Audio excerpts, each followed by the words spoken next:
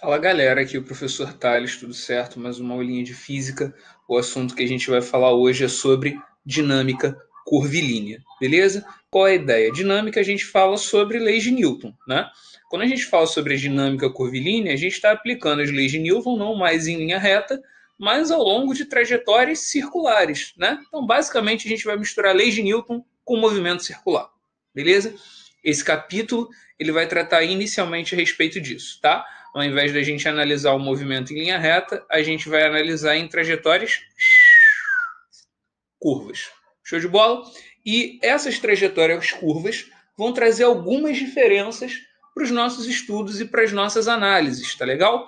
Que diferenças vão ser essas? Bom, primeiro revisando o que a gente conhece um pouquinho de movimento em linha reta, né? Quando a gente fala sobre um trajeto aqui em linha reta e um carro que se movimente sobre ele com velocidade constante. Cara, repara, se eu disser que esse carro está aqui com velocidade constante em uma pista reta, em uma pista sem curva, sem elevação, sem nenhum tipo de buraco, o que vai acontecer com ele? Bom, eu vou entender que essa velocidade constante causa para a gente que nós chamamos de uma aceleração nula. Professor, por que a aceleração está com o T agora? Porque a gente está chamando ela de aceleração tangencial, tá?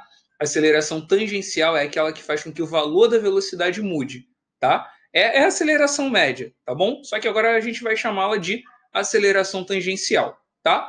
Se a velocidade não varia, a aceleração tangencial é zero. Eu vou dizer que esse cara está em MRU, movimento retilíneo uniforme. Perfeito. Tem força? Não. Pelo menos não na direção do movimento, né? Tem peso normal aí que se anula, mas beleza. Não tem nenhuma força atuando nesse caso na horizontal. O cara está livre de forças externas. O corpo em movimento tende a permanecer em movimento. E repare, no movimento do início para o final da pista, o vetor velocidade, né? Essa setinha daqui, você lembra que é um vetor, né? Ele não mudou módulo, ou seja, ele não mudou o tamanho, ele não mudou direção, que é a inclinação da nossa seta, e ele não mudou o sentido, não mudou para onde ele apontava. Agora, se a gente mudar não as características do carro, não o valor da velocidade, mas presta muita atenção no que vai acontecer se a gente mudar o formato da pista. Se a partir de agora o nosso carro tiver que passar por uma região montanhosa, por exemplo, com esse formato desenhado em azul. É o mesmo carro, com as mesmas especificações, só mudei a cor para ficar aí da mesma cor da pista, com a mesma velocidade constante, tá? Com a mesma velocidade constante. Ou seja, o valor numérico desse vetor V vai mudar? O módulo de V vai mudar? Não. Desde o início até o final do movimento vai permanecer o mesmo. Professor, o que vai ser alterado então? Repara, conforme o carro ele for subindo e descendo ao longo dessa trajetória estranha, tortuosa, né? Ao longo desses sobes e desces, dessas montanhas e vales, né? O que vai acontecer com o vetor velocidade desse carro? Ora, se ele é constante, ele não muda o módulo, mas cada vez que o carro estiver em uma posição, por mais que com a velocidade constante, o vetor velocidade vai apontar para lugares diferentes, né? Na primeira subida, o vetor velocidade aponta para cima. No cume da primeira subida, aponta para a direita. Depois vai apontar para baixo, né? Na descida. Depois ele vai subir outra parte que vai fazer com que o seu vetor velocidade aponte para cima de novo. Finalmente, ele vai chegar ao cume e novamente vai descer por mais uma região. Então repara, eu não tenho mudança no tamanho do vetor. Todos os vetores desenhados aqui são iguais. Tem mesmo tamanho, tem mesmo módulo. Mas a direção e o sentido estão diferentes. Então eu sei que a aceleração tangencial, que é aquela que muda o valor numérico, permanece zero. Mas existe uma outra aceleração aí que é diferente de zero. Que aceleração é essa, cara?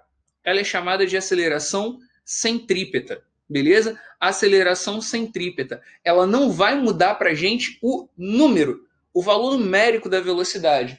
Ele vai fazer com que a velocidade aponte para outro local. Ah, então ele vai alterar o vetor velocidade em módulo?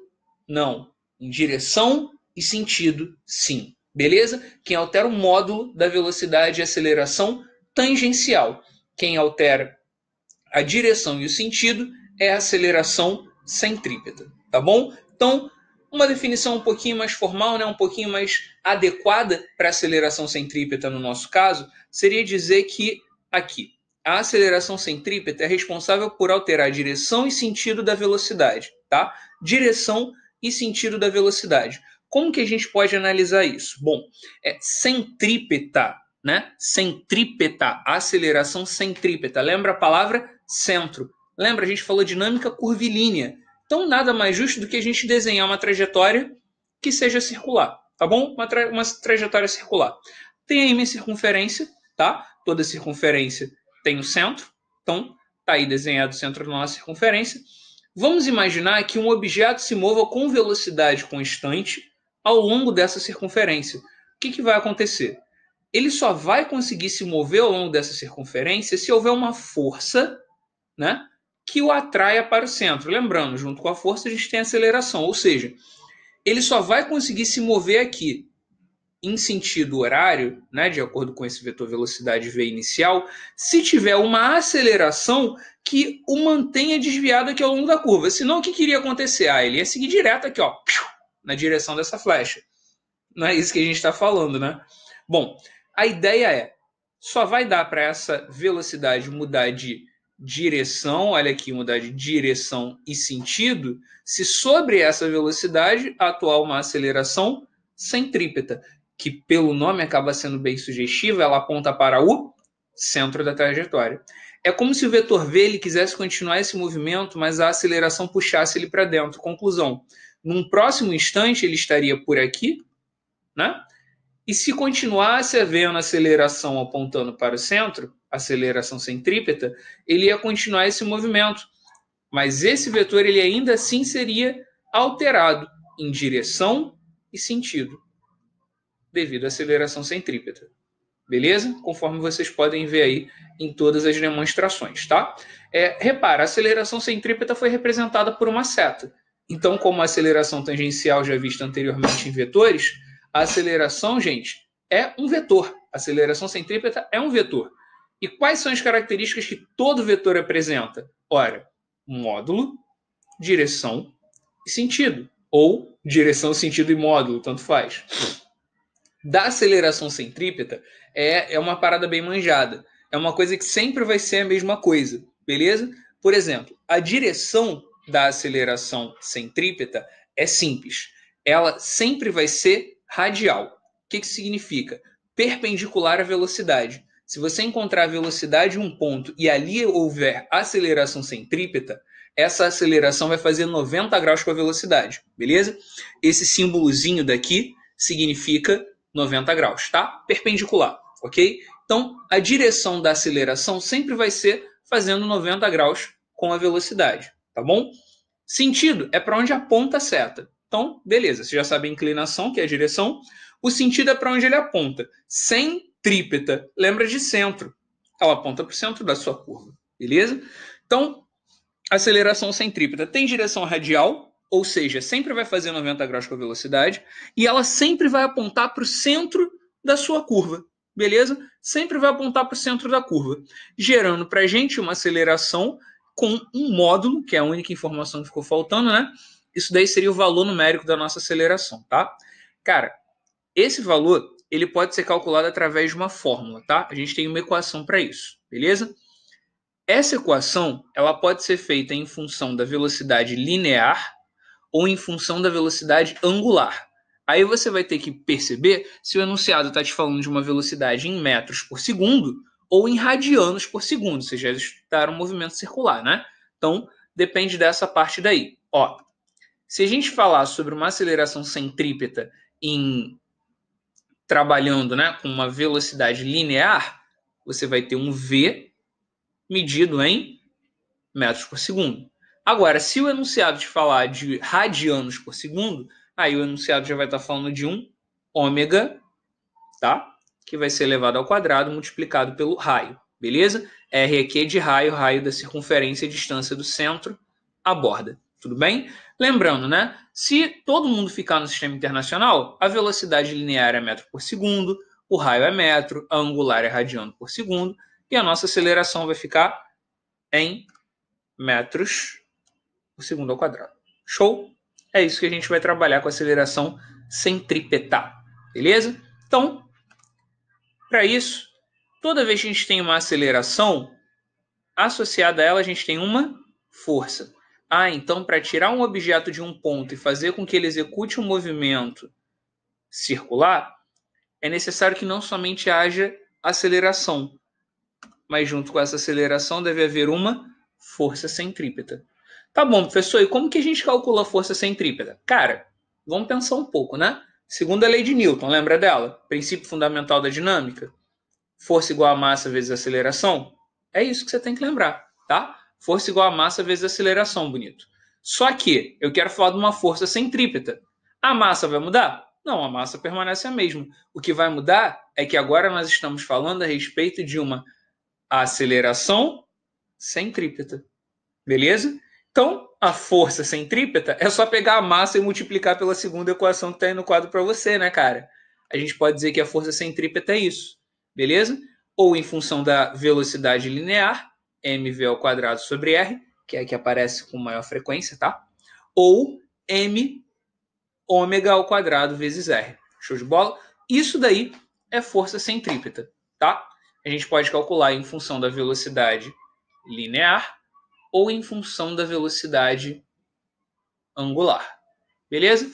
Aí depende do que o enunciado te der, como a gente já falou aí nesse vídeo umas 500 vezes. Show de bola? Tá aí, força centrípeta. Beleza? Queridão, dando prosseguimento, lembrando que a força, né, independente de em função da velocidade linear ou angular, ela é medida em newtons. Show? Então, seguindo adiante, um exemplo, tá? Para a gente pensar em como usa essas fórmulas.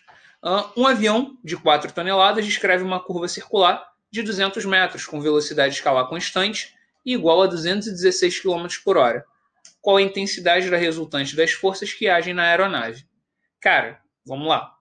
Primeiro ponto, botando todo mundo no sistema internacional. A massa vale 4 toneladas, 4.000 quilos.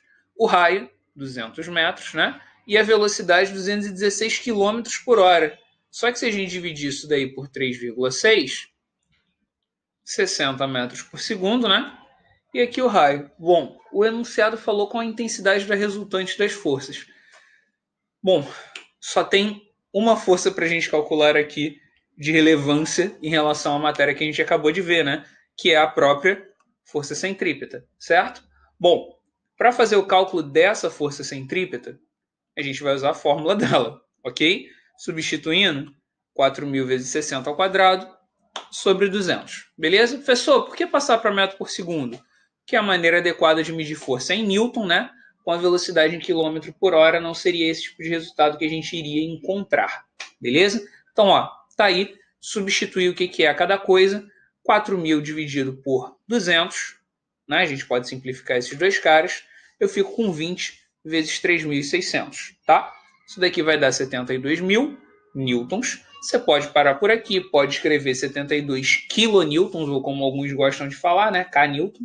Tá aí, né? KN, 72 kilonewtons, ou ainda colocar no método adequado ao Sistema Internacional de Unidades, 7,2 vezes 10 à quarta. Show de bola? Tá aí para você, queridão, queridona, gente fina, ser humaninho. Tá aí o valor da força centrípeta que atua sobre esse cara. Filhão, só aí a gente já pegou o capítulo inteiro referido do que a gente precisava falar sobre dinâmica curvilínea. Só que de agora em diante no vídeo, eu vou falar com você a respeito de algumas coisas que podem facilitar os teus estudos nesse assunto, beleza?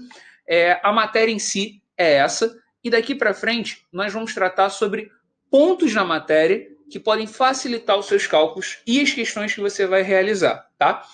Que é a aplicação disso para alguns assuntos em particular, beleza? Primeiro deles a gente vai tratar agora falando dentro de um exemplo, beleza? É esse daqui, ó.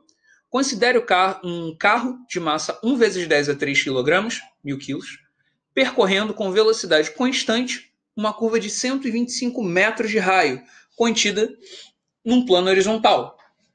Sabendo que a força de atrito responsável pela manutenção do carro na curva vale 5 kN, kilonewtons, 5.000 newtons, tá? Determine o valor da velocidade do carro e responda em quilômetros por hora. Separando unidades, gente. Toda questão começa separando as unidades, não importa qual é a matéria. Se é um enunciado de química, física, matemática, tem unidade para você separar, tem valores com os quais você pode trabalhar, começa separando esses valores. Beleza? Então, ó, primeiro dado, massa são 10 elevado a 3 quilos. Professor, é 1 vezes 10 a 3. Tá bom. Quanto que é 1 vezes 10 a 3? 10 a 3. Ah, beleza. Então a gente só vai colocar aqui o 10 a 3. Professor, eu quero usar 1000. Usa 1000, pô. Só não erra a conta. Usa o 1000 aí. Beleza? O raio da curva, 125 metros. Tá? O cuidado que você tem que tomar. A questão falou que a força responsável pela manutenção do carro na curva. Entenda bem. Essa força é a força de atrito. E vale 5 kN, eu reescrevi como 5 vezes 10 a 3. Se você quiser escrever como 5.000, também pode. Não tem problema. Só que eu acho interessante manter esse 10 a 3 por causa desse 10 a 3. Vai ajudar a simplificação lá na frente. Tá bom? Então, pensando um pouquinho sobre o que o enunciado falou, a ideia seria basicamente isso daqui, ó. Você tem qual é a velocidade dentro de uma curva. Supõe que essa daí é a curva, esse daqui é o meu projeto de carro, tá? Isso daí é a minha representação do carro, use a imaginação, tá? Só que o carro ele não tá aí, ele não aparece aí, ele não é o Noturno dos X-Men que se teletransporta para esse pedaço. Ele vem do início da curva. E a ideia é, lembra da primeira lei de Newton? O corpo ele tende a manter o seu estado de equilíbrio. Esse cara estava em linha reta, ele tinha natureza para permanecer em linha reta. Só que aí é só girar o volante, né? Girando, girando, girando para um lado. Beleza? Se ele fizer essa curva muito rápida, a tendência é que ele derrape. Ou seja, que ele perca o atrito com o chão e acabe escorregando. Existe uma força que puxa ele para o centro da curva, chamada força centrípeta. E existe outra que empurra em sentido contrário, chamada força de atrito. Então, para que o carro permaneça no centro da curva, existem duas forças atuando sobre ele lateralmente falando. Que forças são essas? A força centrípeta e a força de atrito. Sempre que a gente fala de carro em curva e força responsável por manter o carro em uma curva, acredite se quiser, isso é um enunciado bem comum nessa matéria, tá? A gente vai dizer que a força centrípeta é igual à força de atrito. A gente vai dizer que a força centrípeta é igual à força de atrito. Beleza? Força centrípeta igual à força de atrito, tá? Força responsável por manter o carro na curva é a de atrito. E isso vai ser numericamente igual à centrípeta. Beleza? Isso serve caso você queira encontrar o coeficiente de atrito, caso você queira encontrar o valor da força de atrito, caso você queira encontrar a velocidade do objeto na curva, como é o caso da nossa questão. Beleza? Bom, trabalhando com o que a gente tem aí, né? mv ao quadrado sobre r é igual a φ. Professor, não tinha que ser igual a μ vezes a normal? É, mas você tem o valor do φ, então por isso que eu não escrevi μ vezes a normal, tá bom? Substituindo para os dados que nós temos, 10 a 3 vezes v ao quadrado sobre 125 é igual a 5 vezes 10 ao cubo, tá? Esse 10 ao cubo dos dois lados está sendo multiplicado, então para simplificar o cálculo, tirei, beleza?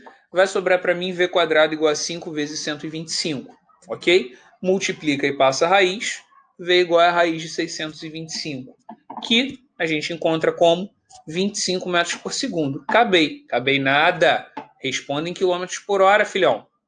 Só você multiplicar por 3,6. Tcharam! A velocidade final são de 90 km por hora. Tá bom? Isso acontece em uma pista no plano horizontal. Beleza? Só que se a gente mudar um pouco os parâmetros desse enunciado, se a gente tratar, por exemplo, de... Nossa, professor, agora é um cavalo em curva? Não. Agora eu quero tratar com você rapidamente sobre a possibilidade do que esse boiadeiro está fazendo. Ele está segurando uma boleadeira, né? É um objeto que está girando também em um plano específico. Entenda, esse movimento nesse plano específico é um movimento circular. Existe ali força centrípeta? Existe. E o que vai fazer com que esse objeto permaneça em giro é dizer que, no caso do carro, né, para ele permanecer na curva no plano horizontal, a força centrípeta era igual a de atrito. Para a boleadeira continuar girando de maneira uniforme, a gente fala que a força centrípeta dessa vez vai ser igual à força de tração. tem uma corda envolvida, né? Então, sempre que você tiver um objeto que gira em torno de uma corda, como uma boleadeira, uma marimba ou qualquer questão desse mesmo tipo, você vai dizer que a força centrípeta é igual à de tração, tá bom? Isso daí é uma dica para você, tá? Outro ponto é quando a gente fala a respeito de um carro passando por uma pista com determinadas lombadas, ou com imperfeições. Como a gente começou a nossa aula, né? Praticamente a gente começou com esse assunto. Se você tem aqui um carro em uma parte da pista que não tem elevação alguma, ela é completamente reta, você tem o peso do carro, tem a normal do carro, tem a velocidade dele para frente, mas verticalmente falando, eu não tenho força centrípeta, eu não tenho nenhuma elevação ou depressão da minha pista. Consequentemente, peso igual a normal. Isso não está nem como foco do nosso capítulo, né? Mas comparativamente é bom que você saiba. Entende? Não tem elevação, não tem curva, nem para cima nem para baixo, nem para um lado nem para o outro. Não tem força centrípeta.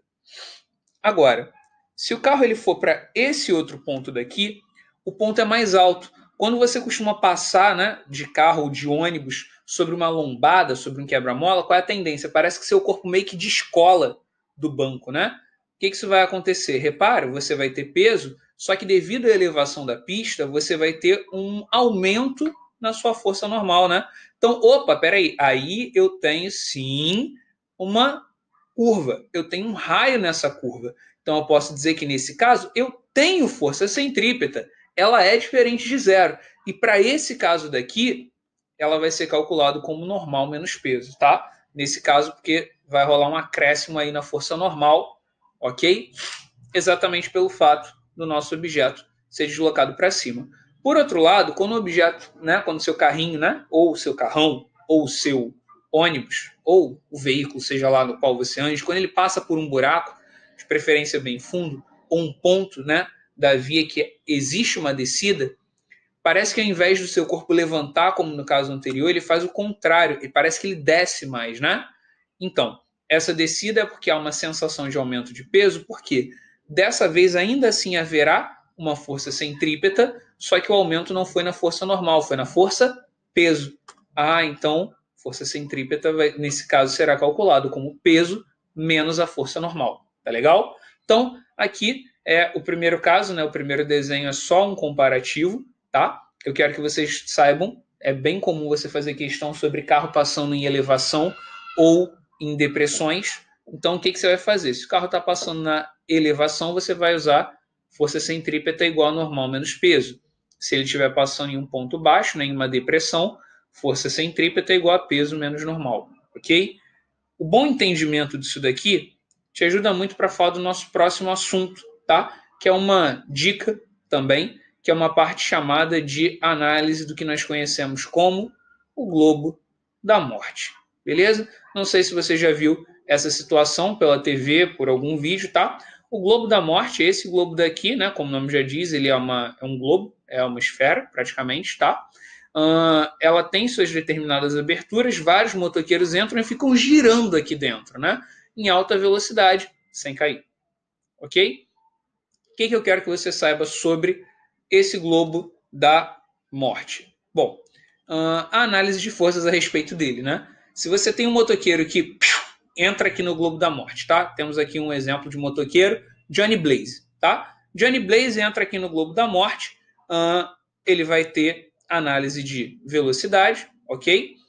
Vai ter força-peso, vertical para baixo, né, por cento da Terra, e a normal perpendicular, tá? A situação aqui, beleza? Então, olha só, esse caso é bem parecido com o que a gente tinha da lombada, né? Então, no ponto mais baixo da curva, a gente sabe que a força centrípeta vai ser normal menos peso, ok? Normal menos peso.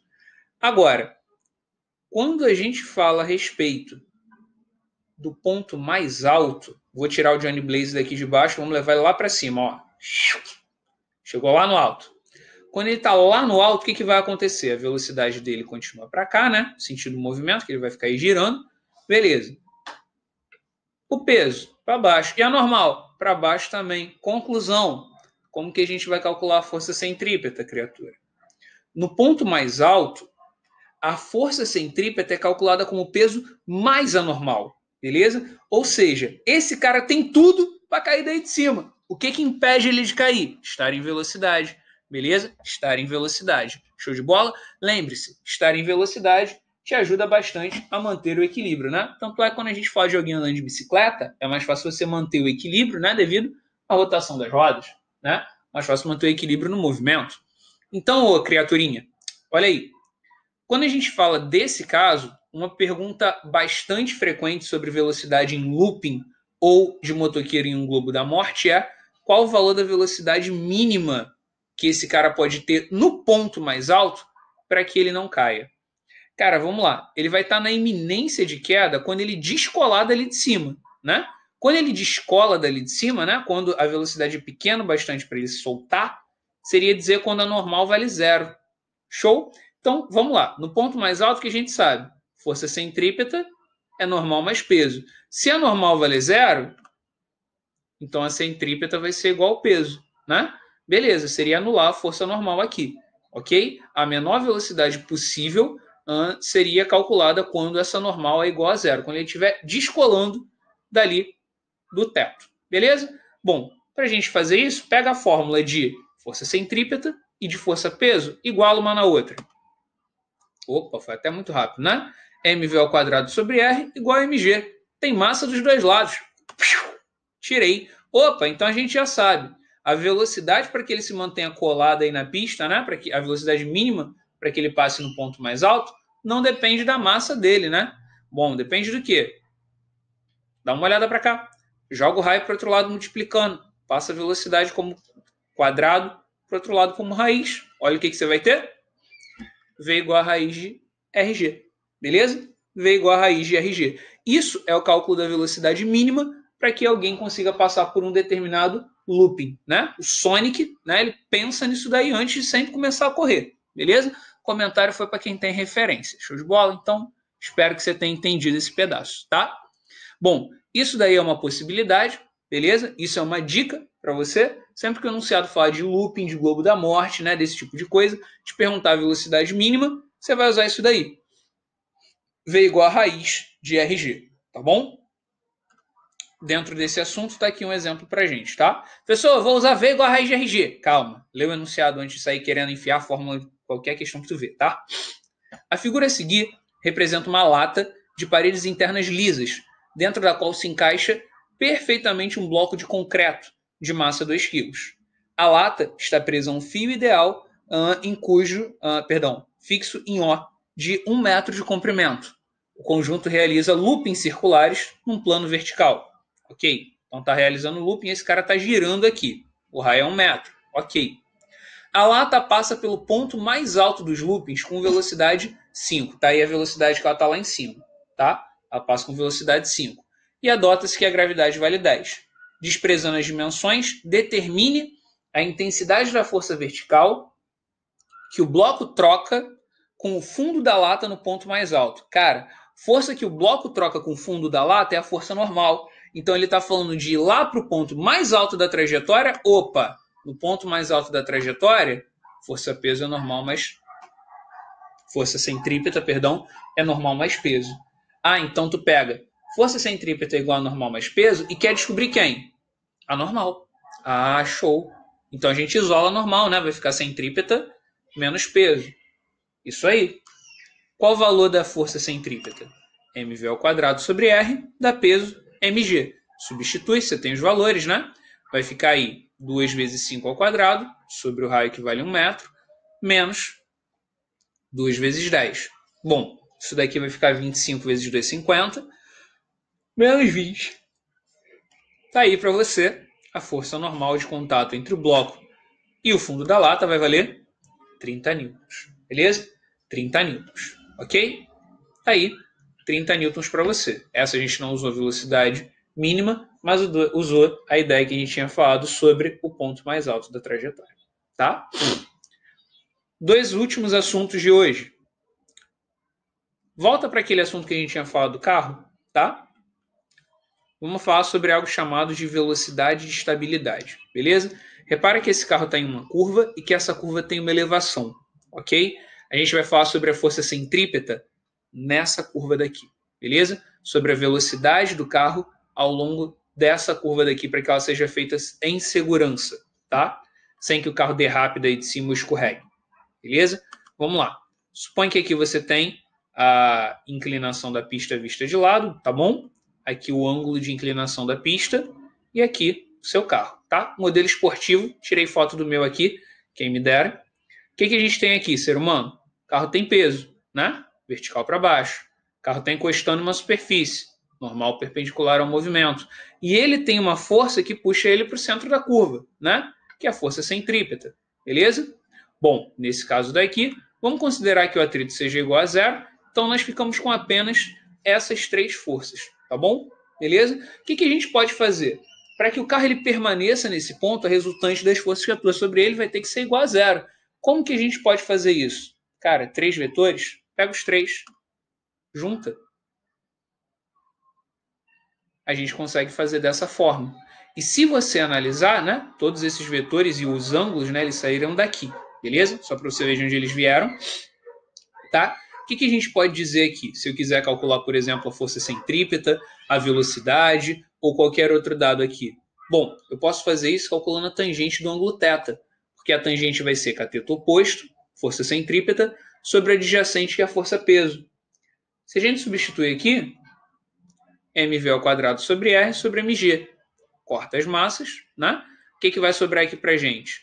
Que a velocidade quadrado é a tangente, né, do ângulo vezes rg. Joga a raiz para o outro lado. Então está aqui. A velocidade com que ele consegue passar, né, com segurança, com estabilidade em uma curva, a gente calcula como raiz de g vezes r vezes a tangente do ângulo de inclinação desse plano. Tá legal? Vezes a tangente do ângulo de inclinação do plano. Agora, pergunta para você. Se ao invés do que fosse inclinado, fosse o plano, ao invés do plano ser inclinado, né? O que ia acontecer se o veículo fosse o indivíduo inclinado nessa situação? Ué, professor, como assim? Tem como a gente inclinar o carro? Não. Tem como a gente inclinar uma moto, né? Uma moto em curva, ela consegue alcançar uma determinada inclinação, que depende muito mais da sua velocidade do que do resto, né? Em uma curva sem que o motoqueiro leve um tombo, dependendo da habilidade do próprio, é claro. Bom, qual é a análise de forças que a gente tem aí para esse indivíduo? Ser humano, você tem o peso, tem a normal e tem a força centrípeta, tá bom? Que nesse caso, se a gente quiser considerar, né? A gente pode remoldar aqui as forças, serve fazer o mesmo diagrama, tá? Você tem normal, centrípeta e peso, onde esse ângulo θ é o ângulo que a moto está fazendo com o chão, beleza? Caso haja atrito, você pode dizer que ele vai ser igual à força centrípeta, beleza? Igual no exemplo, né, numérico que a gente fez lá, dizendo que essa era a força responsável por manter ele na curva, ok? Dito isso, o que você pode fazer aqui, ô criaturinha? Você pode fazer tangente desse ângulo, que vai ficar o peso sobre a força centrípeta, ou se preferir sobre o φ, dependendo do que a questão te apresentar, beleza? Desse princípio, a gente substitui cada coisa, né? Se a questão te perguntar alguma coisa relacionada ao atrito, você substitui como μ vezes a normal, simplifica as massas, e tem que a velocidade para esse caso, né? No caso de ao invés do que está inclinado ser o plano, é o próprio veículo, ela é calculada como a raiz de g, r, sobre a tangente do ângulo, ok? Tá aí para você, gente. Espero que tenha ajudado. Esse é o essencial e junto com o essencial alguns macetes para a gente falar de dinâmica curvilínea. Espero que vocês tenham entendido. Desejo a todos saúde, que vocês se cuidem. Forte abraço e até a próxima.